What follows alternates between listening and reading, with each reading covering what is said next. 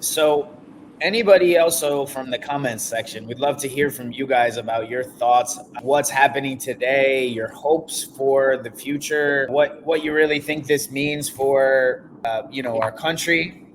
I did notice that our Supreme Courts are playing a little bit of they're keeping an eye on the elections a little better in Arizona, yet none of our governments anywhere at all levels, which David, and your whole following and your whole group knows best, that these, I would almost call them kangaroo governments at this point, but all of the lower government entities, they're disregarding their own laws, they're disregarding their own rules. They're just making up rules for elections as they go. And from what I'm understanding, considering we're at this war with the bar association, every 2 years there's an election cycle, and every 2 years they make new election laws to where it's almost impossible for, let's say, any of us to keep up with these laws. It's almost impossible for the actual, let's say, municipalities or counties or states, because the laws don't really come into effect until there's an election. And then we keep dealing with all of this bad policy after the fact.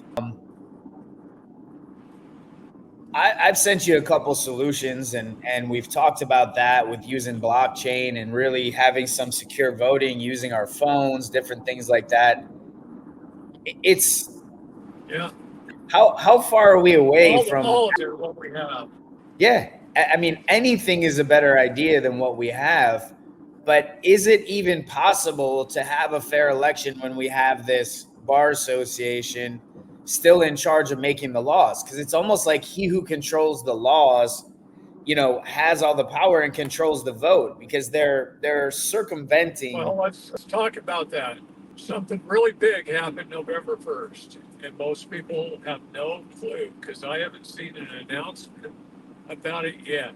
But on November 1st, giving them 7 days, all federal judges have been told to stop administering statute. They must follow the Constitution. They got until the 7th. After the 7th, if they keep administering statutes, they can be arrested by the military. It's treason. All federal judges. Yeah, it's treason, Yeah. and they should be. That's going to be massive. Right. Right. Nice.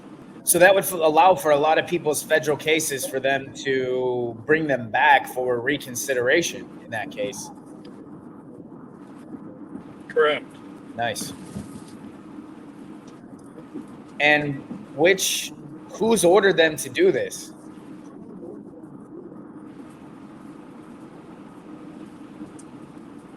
Well, I believe that just came down through the justices.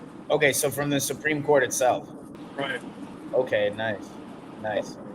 Yeah, because the Supreme Court, as I understand, the Supreme Court ultimately, the Supreme Court in the states are responsible for all of the judges. So that Supreme Court. Yes, they are. Yeah, so that Supreme Court, and are the states different in how they have Supreme Court judges there, David, or are they all like on the same? I don't know how that works exactly. Are they all on the same number of Supreme Court judges? All right. Our Constitution allows for a supremacy clause, and that supremacy clause means the federal set the law. Everything else is left up to the states.